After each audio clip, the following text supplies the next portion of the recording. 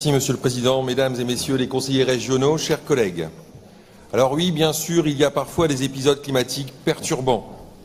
Mais aujourd'hui encore, sur la ligne, aujourd'hui ou plutôt hier soir, sur la ligne TER de Lille-Maubeuge, pour l'horaire de 18h01, une ligne fortement prisée, eh bien nous avons encore eu 20 minutes de retard pour préparation de train.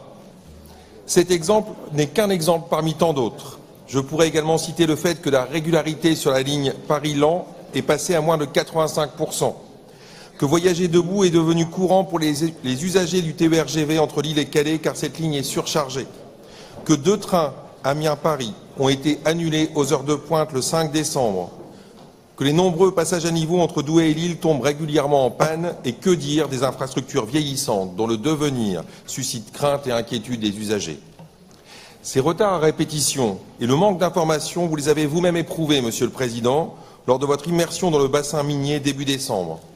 Et nous, en tant qu'élus régionaux, nous sommes interpellés quotidiennement sur les difficultés rencontrées par les usagers des TER. Les comités régionaux des TER qui ont eu lieu du 15 novembre jusqu'à avant-hier, le 13 décembre, dans toute la région l'ont également démontré, ce service public dans son ensemble se dégrade. C'est inacceptable.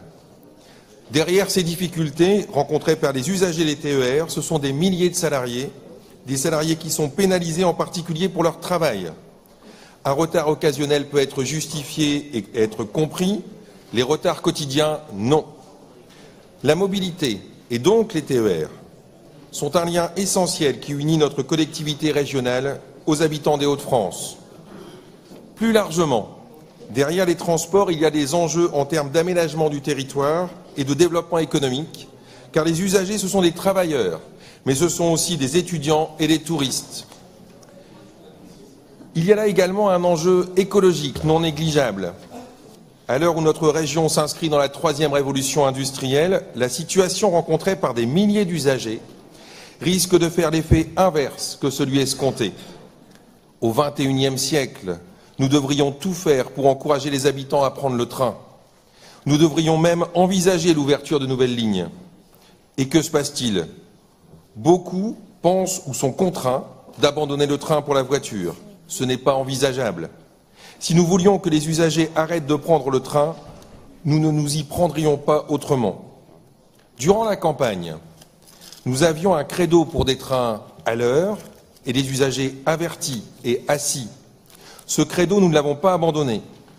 La motion déposée par notre groupe UDI Union Centriste est aussi là pour le rappeler.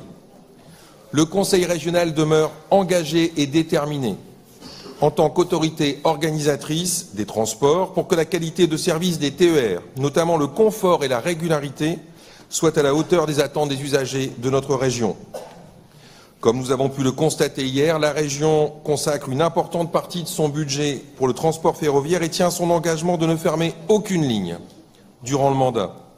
Il est essentiel de garder à l'esprit que c'est nous qui définissons le service des trains express régionaux et que c'est à la SNCF de l'exécuter en tant que prestataire de services transport. Dans toute relation, il y a confiance et respect. Nous ne voudrions pas que ce lien soit rompu. C'est pourquoi, Monsieur le Président, Monsieur le Vice-président, nous sommes à vos côtés pour que dans la renégociation de la future convention de la SNCF avec la région, le Conseil régional soit exigeant et intransigeant. La seule boussole de ces renégociations doit être celle de l'intérêt des usagers. Nous devons être fermes pour obtenir un engagement sur le respect des horaires et des dessertes de train, un engagement sur des conditions de transport décentes et de capacité d'accueil correspondant au nombre de voyageurs, un engagement ferme sur la non-fermeture de lignes, une obligation d'information des usagers en cas de retard ou d'annulation, une amélioration non seulement du matériel mais aussi des infrastructures parfois vieillissantes.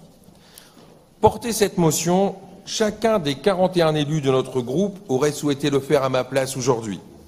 Je pense même que chaque usager des TER de la région Hauts-de-France aurait aimé la porter devant notre Assemblée. C'est pour cela que, réunis en séance plénière, nous souhaitons que la SNCF entende la voix de tout un territoire et adopte des mesures en adéquation avec les besoins des usagers. Nous demandons que la SNCF garantisse un service de qualité pour les usagers des Hauts-de-France des trains express régionaux. Nous réaffirmons avec force notre soutien au président Xavier Bertrand et au vice-président en charge des transports et des infrastructures de transport pour mener des négociations avec la SNCF allant dans le seul intérêt des usagers.